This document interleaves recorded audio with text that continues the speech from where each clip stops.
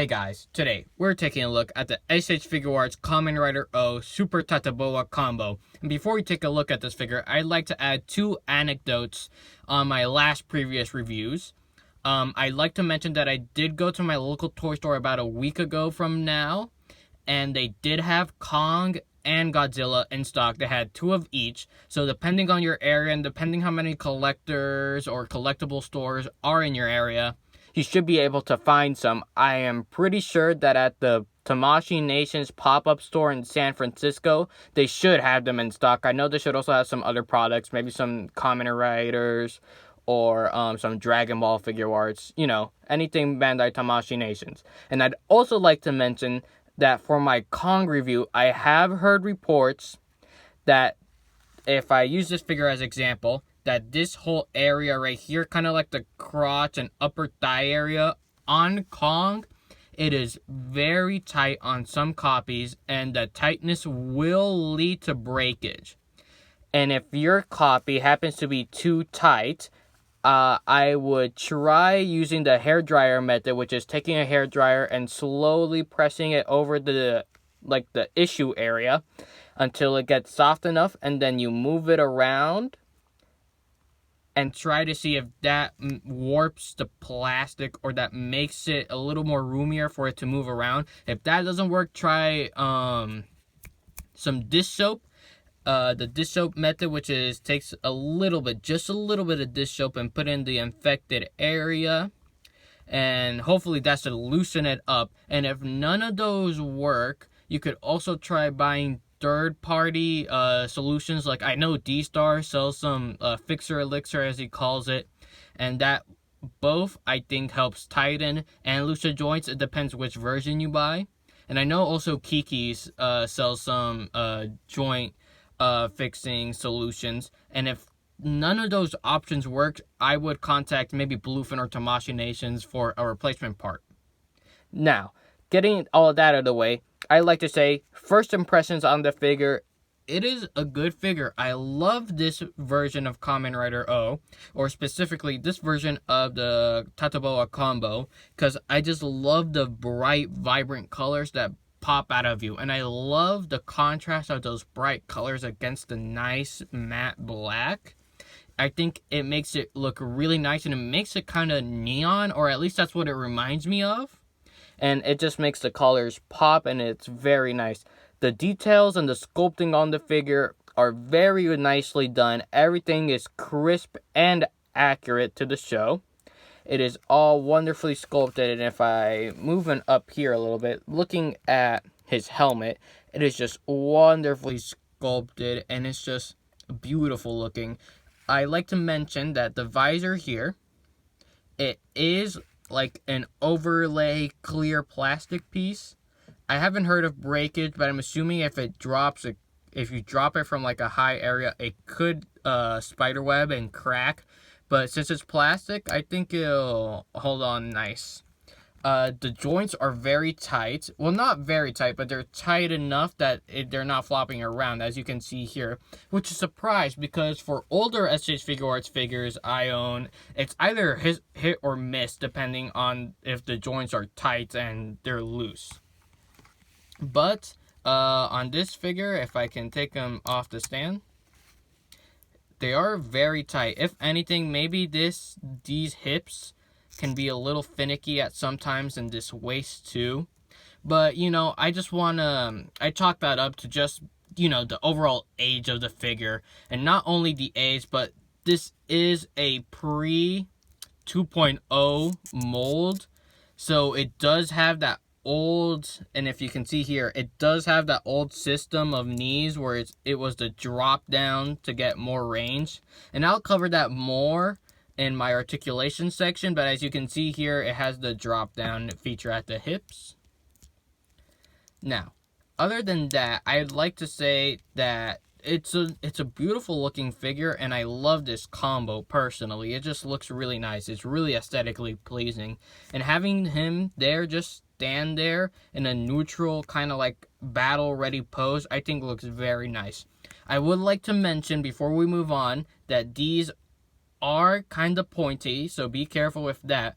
And not only that, but they can be a little brittle. I heard that some of them are brittle, but I'm assuming that's due to age. But mines are a little tough, a little movable, but be very careful with these. I'm assuming these could be a very high point of breakage on this figure. And maybe another high point of breakage on the figure would probably be the arm blades here.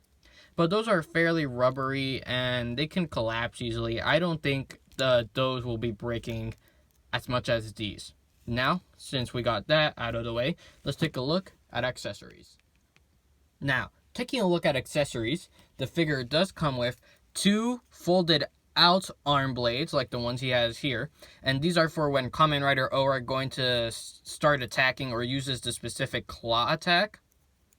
Other than that, the figure comes with 2 grabby hands, kind of like general grabby hands. So if you have another Kamen Rider figure, he could hold their weapon or their accessory. And if you have, I forgot what, it was a renewal version figure. I don't remember which one it is specifically, but it does come with the medals.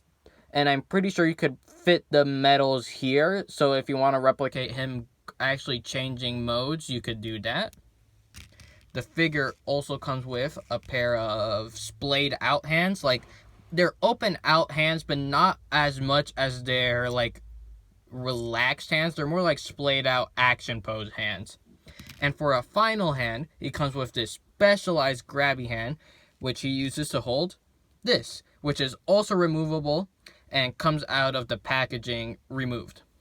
It connects via a peg, as you can see the peg hole here. And it simply just slides into his hand, like this. And using this hand and this combination of pieces, you can replicate the henshin pose. I haven't tried it myself because I haven't put him in the henshin pose, but you could definitely recreate that. And that could be just a combination of this and one of the open hands. Now, with accessories out of the way, let's get into articulation. Now, getting into articulation for the figure, I would like to mention this is an older S.H.Figuarts, probably from 2015, 2013, you know, the really early days before they had the 2.0 body molds. And so for that, the articulation will be dated and it will be limited.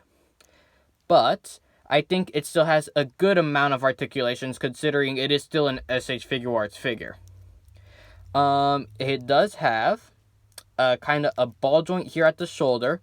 That allows the shoulder to rotate a full 360. It does have a swivel here, double bend, and then it has that joint that allows it for a in and out, and then if you rotate the bag a side to side. I can never get the actual joint in here to rotate when I have the hands on. So to avoid breakage, I'm not going to try doing that there. But just to let you know, you can rotate the peg to have it move side to side. Looking here at the waist, it has a ball joint here and here. And that allows for a not so good crunch, considering the metal display here contacts with the driver. And it has an better crunch than an arc. Now moving down to the legs, like I mentioned earlier, it is the drop down thigh system. So without dropping it down, it can move about that far out, that far forward, and that far back. But when I drop down the thigh, it can move that far out, so he can do a kick much far up forward. And if you use this leg, if you proportion it right, he can do a high kick. And he can move much more back. And if you use the 2 double joints here, and you position it right, you can get him to do the rider kick. Other than the 2 double joint here, he has a ball joint here at the foot, and then a toe bend. Articulation for this figure is not bad at all. It is, I want to say, mediocre for our modern standards, but it does have enough articulation to get into some nice points and some nice poses. Oh, I forgot to mention here, he has a double joint here at the head and neck, so it does have an OK down and an OK up. I'm pretty sure that is due to just the helmet sculpting. Other than that, again, like I was saying before I went to revise this point of articulation, it is standard older figure art articulation, so you can get some good looking poses. Nothing really advanced, but I think for the articulation, it is not bad at all. But I hope, and I'll bring out another figure I have over here to compare, I hope that one day in the near future they will possibly, hopefully, make a renewal version of that figure, kind of like the renewal Kamen Rider the normal tatoba combo I have here.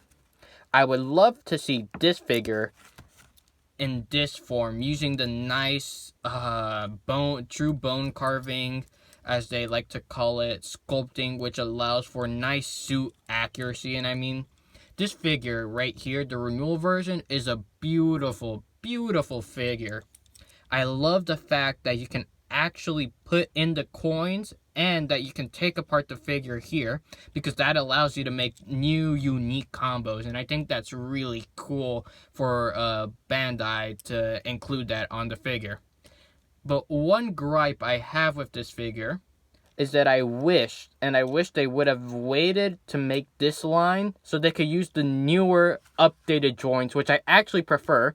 And another figure that I will have to take to compare, and this is a spoiler for the next review, but taking a look here at the Itadori figure from Jujutsu Kaisen, I love what they did here for the updated joints here and there. I really prefer this type of joint, this newer type of joint that they're using for this figure, than the older joints they were using here, because especially here at the hands, it does lead to breakage, and unfortunately I have heard of many copies being broken, specifically here, and I have heard of it around here, lower forearm, considering you can change out the forearm to have the blades fold out. I will eventually review this figure, and my next review will be this figure, but I really wish that they would have included this articulation into these renewal figures. But now, with that small little tangent and rant out of the way, I'd like to get into my final overall thoughts for this. Now, for my overall and final thoughts on the figure, I say this isn't a bad figure, but considering its age and the amount of articulation that it has due to that age, it is limited. But I suggest, if you're a Kamen Rider O fan, or you just love collecting older figure arts like I do, I recommend you pick it up. Unfortunately, I will not have any links to where you could find this figure in the description, because I did get this figure secondhand. And unfortunately, when I did buy the figure, the auction ended, so I don't think you could even use the page for reference. I know that, and maybe some other websites, like specifically the one I have, maybe he could go back for auction.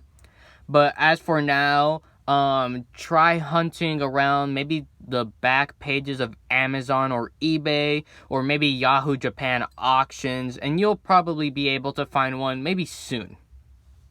But other than that out of the way, I'd like to say this is a really good figure, and I mean, I like it. It looks nice next to my other Kamen Rider figures, and I mean, it's just a beautiful looking figure in general, just with those bright colors. I'd have to give this figure a solid 4.5 out of 5 stars.